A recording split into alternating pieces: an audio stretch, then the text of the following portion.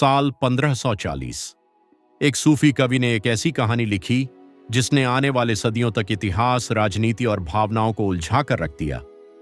उस कहानी का नाम था पद्मावत। लेकिन सबसे बड़ा सवाल आज भी वही है, क्या यह सिर्फ एक कविता थी या फिर उस कविता के पीछे छिपा था एक ऐसा सच जिसे इतिहास कभी पूरी तरह स्वीकार नहीं कर पाया। राजस्थान की तपती धरती पर बना चित्तौड़गढ़ का किला आज भी हजारों लोगों को अपनी ओर खींचता है। किले की दीवारें टूट चुकी हैं, महल खामोश हैं, लेकिन उन पत्थरों के बीच आज भी एक नाम गूंजता है, रानी पद्मावती। कहा जाता है उनकी सुंदरता ऐसी थी कि जिसने भी उनके बारे में सुना वो उन्हें देखने के लिए पागल हो गया, और यही दीवानगी दिल्ली सल्तनत के सबसे ताकतवर सुल्तान अलाउद्दीन खिलजी तक पहुंची। कहानी कहती है कि खिलजी ने सिर्फ एक रानी को पाने के लिए चित्तौड़ पर हमला कर दिया, लेकिन क्या सच में ऐसा हुआ था या फिर यह सब सिर्फ एक कल्पना थी?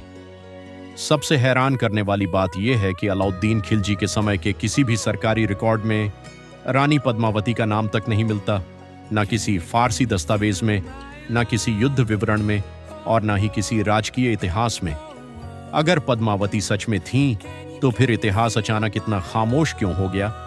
फिर लगभग 200 साल बाद एक सूफी कवि सामने आता है, नाम मलिक मोहम्मद जायसी, और वह लिखता है पद्मावत, एक ऐसी रचना जिसमें प्रेम था, युद्ध था, धोखा था, बलिदान था और एक ऐसी रानी थी जिसकी सुंदरता पूरे साम्राज्य को जला सकती थी। लेकिन पद्मावत कोई इतिहास की किताब नहीं थी, वह एक सूफी काव्य था जिसमें प्रतीकों और कल्पनाओं का इस्तेमाल किया गया था।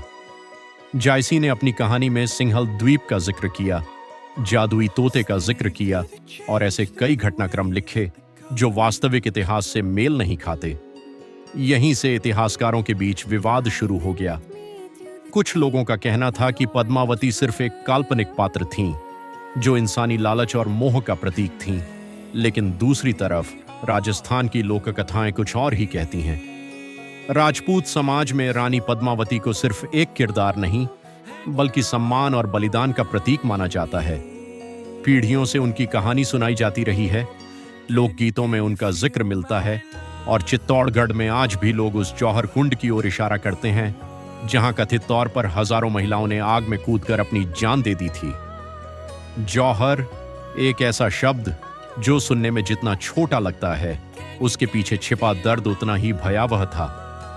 कल्पना कीजिए, किले के बाहर दुश्मन की सेना खड़ी हो, हार तय हो चुकी हो, और अंदर आग की लपटों के बीच हजारों महिलाएं अपने जीवन का अंत चुन रही हों। इतिहास में चित्तौड़ में जौहर होने के प्रमाण जरूर मिलते हैं, लेकिन क्या उस जौहर की अगुवाई सच में रानी पद्मावती ने की थी? यही सवाल आज भी अनसुलझा है। कुछ इतिहासकार मानते हैं कि अलाउद्दीन खिलजी का चित्तौड़ पर हमला राजनीतिक था। वह मेवाड़ की शक्ति को खत्म करना चाहता था। उस समय चित्तौड़ रणनीतिक रूप से बेहद महत्वपूर्ण किला था, लेकिन समय के साथ युद्ध की राजनीति एक प्रेम और जुनून की कहानी में बदल गई, और शायद यही वजह है कि पद्मावत आज भी लोगों को आकर्षित करती है, क्योंकि यह सिर्फ इतिहास नहीं है, यह भावनाओं का युद्ध है। एक तरफ तथ्य हैं, दूसरी तरफ आस्था। एक तरफ दस्तावेज हैं, दूसरी तरफ सदियों से सुनाई जा रही कहानियां।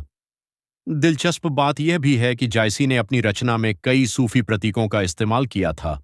कुछ शोधकर्ताओं के अनुसार पद्मावती वास्तव में पूर्णता का प्रतीक थीं, चित्तौड़ इंसानी शरीर का प्रतीक था और अलाउद्दीन खिलजी इंसान की इच्छाओं का।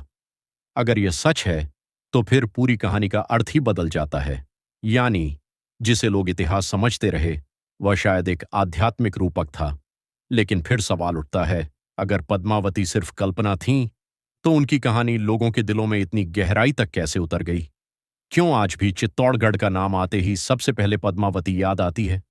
शायद इसलिए क्योंकि कुछ कहानियां सच होने के लिए नहीं, महसूस होने के लिए बनाई जाती हैं, और पद्मावत उन्हीं कहानियों में से एक है। एक ऐसी कहानी जहां इतिहास और कल्पना की रेखा इतनी धुंधली हो चुकी है कि अब सच और मिथक को अलग करना लगभग नामुमकिन लगता है। आज भी इतिहासकार बहस करते हैं, किताबें लिखी जाती हैं, दावे किए जाते हैं, लेकिन चित्तौड़ की हवाओं में अब भी वही रहस्य तैरता है। क्या रानी पद्मावती सच में थीं या फिर वह सिर्फ एक कहानी थी जिसे समय ने अमर बना दिया?